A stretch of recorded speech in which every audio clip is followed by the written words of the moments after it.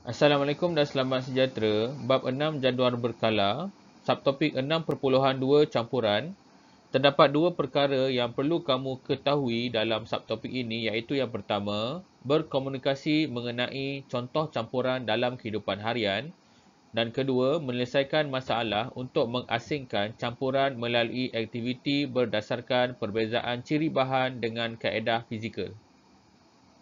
Campuran terdiri daripada dua atau lebih unsur atau sebatian yang bercampur secara fizikal. Sebagai contoh, sandwich. Sandwich adalah campuran. Ini kerana sandwich terdiri daripada beberapa unsur iaitu roti, timun, tomato, irisan daging, keju dan juga sayur salad. Bahan-bahan ini atau unsur-unsur ini dicampurkan secara fizikal. Kita dapat mengasingkan bahan-bahan sandwich tersebut secara fizikal dengan mudah. Terdapat 7 teknik pengasingan campuran iaitu yang pertama, penurasan, penyulingan, pemisahan menggunakan magnet, pengenapan, pengapungan, kromatografi dan penapisan. Pengasingan campuran bergantung kepada dua perkara iaitu yang pertama, sifat-sifat fizik dan keadaan jirim bahan-bahan yang terkandung dalam campuran. Sebagai contoh, bagi mengasingkan campuran serdak kopi iaitu dalam bentuk pepejal daripada air kopi iaitu cecair, teknik penapisan adalah yang paling sesuai. Kedua, bahan yang hendak diperoleh daripada campuran tersebut. Sebagai contoh, bagi mengasingkan larutan etanol yang tidak tulen, kaedah penyulingan digunakan bagi mendapatkan cecair etanol tulen. Pertama, kaedah penurasan. Kaedah penurasan digunakan untuk mengasingkan bahan pepejal di dalam suatu campuran, iaitu campuran cecair dan pepejal yang tidak larut. Sebagai contoh, kertas turas untuk memisahkan serdak kopi daripada air kopi. Keadaan jirim bagi serdak kopi ialah pepejal, manakala air kopi ialah cecair. Maka, baki turasan yang tertinggal pada kertas turas ialah serdak kopi, manakala hasil turasan yang kita dapat ialah air kopi tanpa serdak. Selain daripada itu, campuran pasir dan air juga dapat kita pisahkan melalui kaedah penurasan.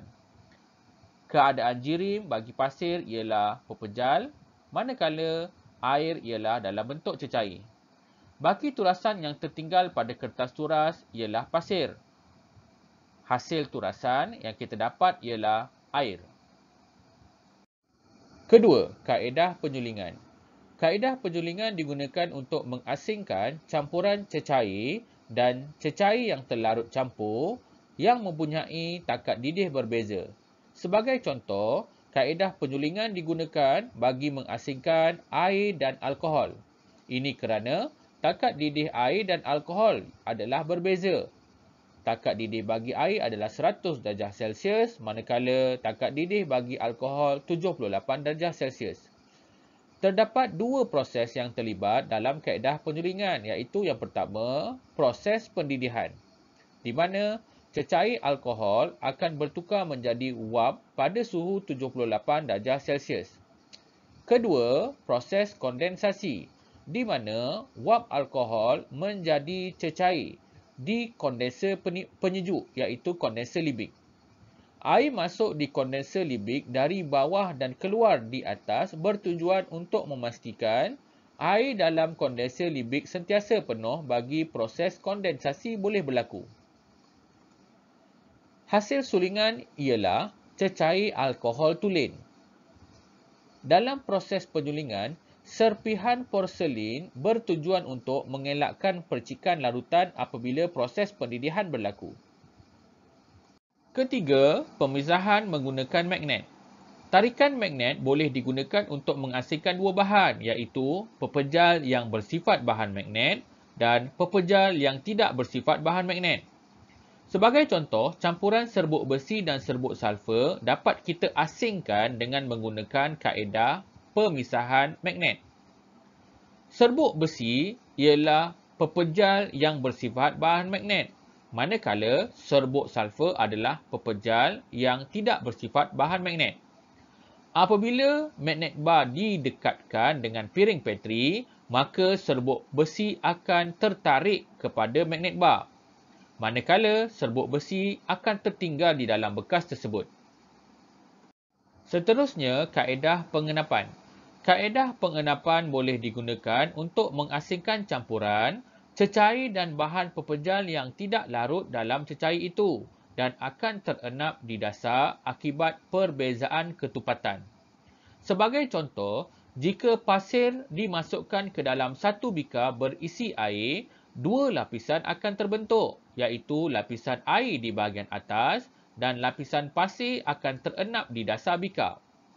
Hal ini berlaku kerana pasir tidak larut dalam air dan pasir mempunyai ketupatan yang lebih tinggi berbanding air.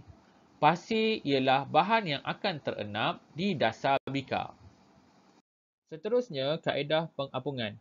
Kaedah pengapungan boleh digunakan untuk mengasingkan bahan yang tidak larut dan terapung di atas permukaan air akibat perbezaan ketupatan. Sebagai contoh, minyak yang mempunyai ketupatan yang lebih rendah berbanding air, oleh itu minyak akan terapung di atas permukaan air. Ia dapat diasingkan melalui kaedah pengapungan. Dan yang terakhir, kaedah kromatografi. Tidak seperti proses penyulingan dan proses penurasan, kaedah kromatografi ini mengasingkan jumlah campuran dengan kuantiti yang kecil, seperti mengasingkan bahan atau dakwat berwarna kepada warna komponennya. Sebagai contoh, gumpalan dakwat di atas kertas boleh dipisahkan menjadi warna komponennya apabila kita mencelupkan kertas tersebut ke dalam air.